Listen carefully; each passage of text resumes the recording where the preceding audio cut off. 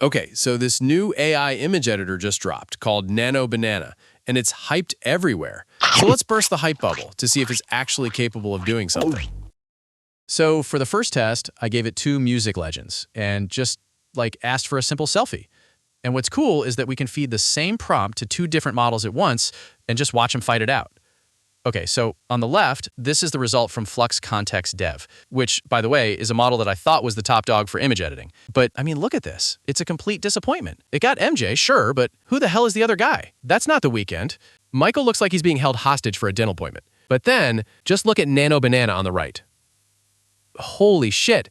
This thing actually gets it. Nailed the details. They're both smiling. It even understood the whole selfie angle. And, this is Michael's iconic buckle jacket. I mean, that's insane attention to detail. And this dude next to him actually looks like he could be The Weeknd, not some random dude. Seriously, the difference between these 2 models is absolutely staggering. NanoBanana just nailed it. And just for comparison, here's what got image 1 coughed up. And yeah. Okay, look, one good result could just be a fluke, right? Total lucky shot. So we got to really put this thing through the gauntlet. And you guys know what that means. It's time to unleash our secret weapon, Sabbath Grandma. So we're pitting Sweep Image Edit against NanoBanana.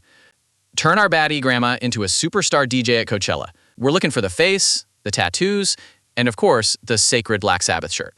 And Owen's result on the left, it's mid at best. I mean, it got the face and headphones. Yeah, but the tattoos are all muddy, and the vibe is more like she's DJing a bingo night at the retirement home.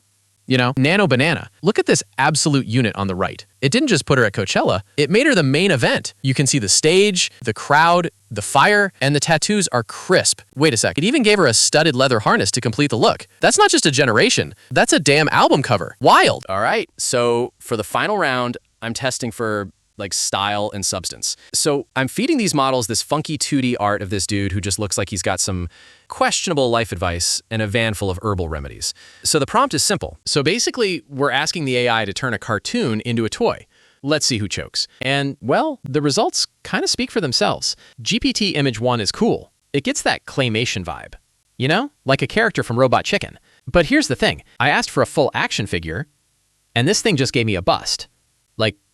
What, did it run out of polygons? Where's the rest of him? And NanoBanana on the right just shit the bed. I think it had a glitch or something. So we're giving it a... And so, see, this is how you'll get the result. It'll be like anonymous models. And now after you pick which one is best, then it reveals the names. So let's see the rematch. And you can see the NanoBanana result. It's a full action figure. I'll zoom in on the details, too. It's got that shiny plastic finish. The glasses are the right color. The hat details. The pens, it's all there. It's solid. But now look at the other result from Flux Context Pro. Right off the bat, the pens are actually 3D. These look so much cooler than the ones on NanoBanana and has a shiny plastic feel. Damn, point to context on this one. That looks sick, but it got the glasses color wrong. And again, it's a half-body figure. Now, maybe that's because the original image was a half-body. I don't know. And one thing I've noticed is it seems like Flux can't generate what it can't see, while Nano has that generative fill magic going on. I mean, to be fair, I gave Flux the full image of the dude, and the result was pretty damn realistic. So it's good, but it's like playing by different rules. All right, so after doing this test, I was like, this is all it can do.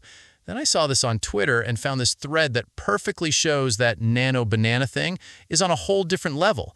Someone fed it this picture of Tom Holland, right? And the prompt was basically, turn this dude into a 3D wireframe. Now, you're probably thinking, okay, a wireframe. Who gives a crap? It's a bunch of lines. And look, I get it. But here's the thing. This is the proof of what's actually happening under the hood.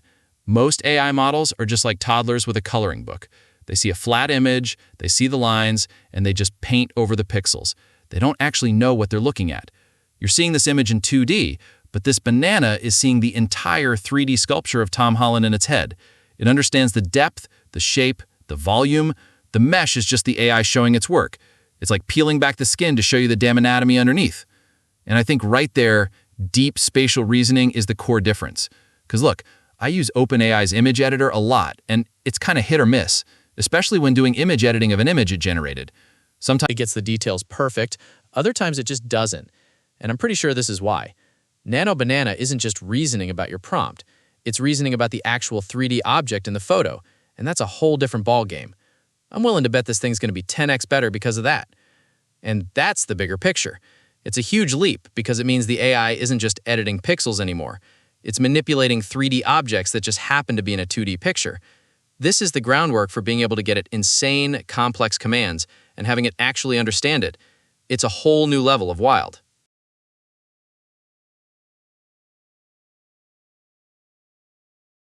So after all that, the verdict is clear. NanoBanana lives up to the hype. It's creative, it's detailed, and it can handle the wild stuff we throw at it. It's officially an approved wild AI. And speaking of wild, there's nothing more wild that gets my NanoBanana excited when people subscribe. So, Anyway, you know next what to up do. is a tool called Stand-In, and the promise is huge. They claim you can give it just a single picture of anyone or anything and a text prompt, and it'll generate a super realistic video, preserving that person's identity perfectly. Basically, it's a make-anything machine. And their homepage gallery looks insane. They've got historical figures looking stoic. They even had Sam Altman trying to be the next Newton. Honestly, it looks really close, just a little softer on the skin tone. See the image? The upper button of his shirt is open, and it remained that way in the video, though the model didn't quite capture the exact color consistency of the shirt from the reference image. But still, a pretty good job. They even made a teddy bear come to life, which is kind of cool, but also kind of horrifying. And then look at this deepfake look of the model. They swapped him into a guy at a stall with Elon Musk. And look at that smile. That's not a human smile. That's the face a cyborg makes after it decides humanity is obsolete. But notice what they don't show you. The cooking time. Every video just magically appears. This is the AI equivalent of a food blogger showing you a perfect cake, but never the messy kitchen. They're hiding something. And it turns out what they're hiding is this. You don't just download Stand-In or have a web interface right now. It's not a simple app.